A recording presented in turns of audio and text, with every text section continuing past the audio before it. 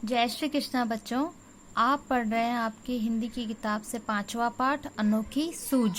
इसमें मैंने आपको पहले बताया था कि देवता और दानव जब आपस में बुद्धि बल के लिए लड़ने लगे कि किसकी बुद्धि श्रेष्ठ है, तब वो प्रजापति ब्रह्मा जी के पास गए थे और ब्रह्मा जी ने सोचा कि मैं इनको भोजन पे आमंत्रित करता हूँ। तब उन्होंने भोजन पे आमंत्रित किया और फिर उन्होंने उनके सामने, दोनों के सामने लड्डू के थाल रखे और उनको अलग अलग कमरे में बिठाया और उनके सामने शर्त रखी थी कि आपकी कोहनी भी नहीं मुड़नी चाहिए और भोजन भी समाप्त हो जाना चाहिए।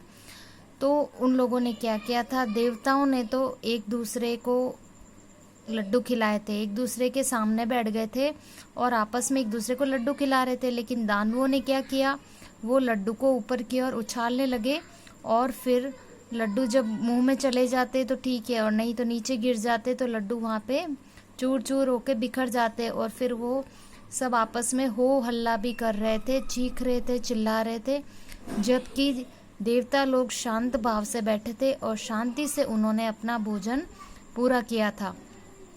तो अब सारी स्थिति स्पष्ट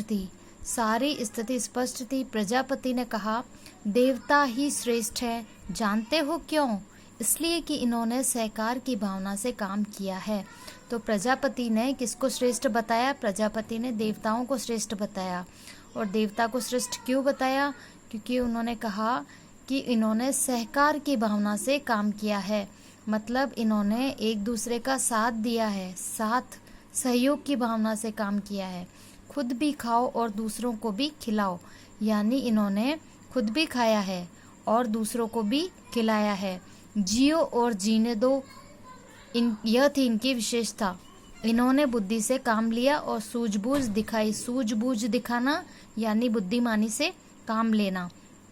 तो इन्होंने क्या दिखाई थी? बुद्धिमानी। दानवों ने क्या किया था? दानवों ने न खुद खाया और न दूसरों को खाने दिया। लड्डू को ऊपर की ओर उछालते रहे और फिर जब उनके मुंह में नहीं आते तो चीखते चिल्लाते और गिर के लड्डू चूर चूर हो जाता। तो न तो खाया और न दूसरे को भी खाने दिया था। लेकिन देवताओं ने क्या किया था? एक दूसरे के सामने बैठ गए थे और एक दूसरे को लड्डू खिला रहे थे, खुद भी खा रहे थे, उनको भी खिला रहे थे। तो ये हुई सहयोग की भावना, कि जियो और जीने दो की भावना, कि हम भी आराम से जी रहे हैं तो तुम भी आराम से जियो और हमें भी आराम से जीने दो। यह थी इनकी विशेषता। इन्होंने बुद्धि से काम लिया था और सूझबूझ दिखाई थी। देवताओं ने शांत भाव से बैठकर ये उपाय सोचा था और अपनी बुद्धिमानी से उन्होंने इस परीक्षा में श्रेष्ठ साबित हुए थे। और दानव ने क्या किया था? आपस में चीखना चिल्लाना और लड्डुओं को ऊपर की ओर उछालना, न खुद खाना न दूसरों को खाने देना। और उनका था वो भूखे भी रह गए और देवताओं ने आराम से भोजन भी किया। तो इस परीक्षा में अपनी सूझबूझ किसने दिखाई थी? देवताओं ने। बुद्धिमानी का प्रयोग किसने किया? देवताओं ने। इसलिए श्रेष्ठ कौन कहलाए? देवता। ये आमने सामने बैठ गए थे और एक दूसरे के मुंह में लड्डू देते रहे और थोड़ी देर में थाल भी साफ कर दिए। और दूसरी तरफ दानवों ने शर्त का पालन किया। शर्त का तो पालन किया, लेकिन लड्डू ऊपर उछालते रहे और उन्हें पाने के लिए लपकते रहे। दानवों ने क्या किया? शर्त को तो पालन किया, लेकिन लड्डू ऊपर की ओर उन्होंने उछाले और जब उन्हें पाने के लिए लपकते रहे। लड्डू जब ऊपर उछालेंगे तो उसे खाने के लिए वो लपक रहे थे। तो लड्डू न खुद खाए न दूसरों को खाने दिए।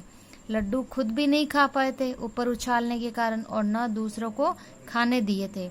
लड्डू तो बिगड़े ही और पेट भी नहीं भरा।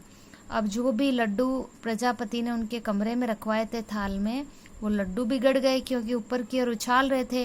वो खुद खा नहीं पा रहे थे और लड्डू जमीन पर गिरकर चूर चूर होकर बिखर रहे थे।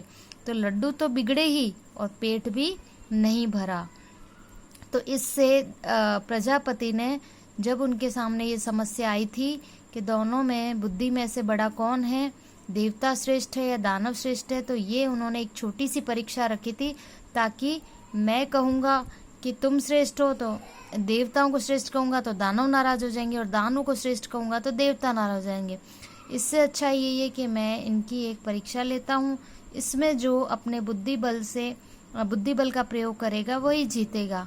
और इस तरह की परीक्षा में दोनों के सामने जो शर्तें रखी गई थी उस शर्तों का पालन तो दोनों ने किया, लेकिन पेट देवताओं ने भरा और दानव तो भूखे ही रह गए। लड्डू को भी बिगाड़ा और ढंग से उन्होंने इस शर्त को पालन भी नहीं किया।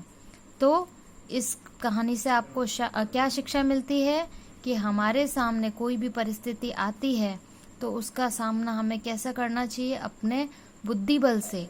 अपने बुद्धि बल से हम बड़े से बड़े परेशानी को भी हल कर सकते हैं। बुद्धि से आप बड़ी से बड़ी समस्या का समाधान खोज सकते हैं, लेकिन अगर आप जल्दबाजी करेंगे तो आपका वो काम भी बिगड़ सकता है। इसलिए जिसके पास बुद्धि है उसी के पास क्या है, बल है।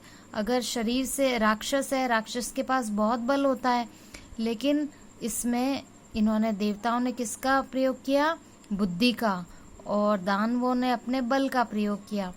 सोचा कि हाँ हम लड्डू उछालेंगे और मुंह में आएंगे और हम खा लेंगे, लेकिन देवताओं ने आपसी सहयोग का। तो इसमें आपको यह भी सीखने को मिलता है कि हमें आपसी सहयोग से, सहकार की भावना से काम करना चाहिए। हमें जियो और जीने दो की भावना से भी काम करना चाहिए। अपने बुद्धि का प्रयोग करना चाहिए, और बुद्धि हमेशा बल से कौन बड़ा होता है, बुद्धि।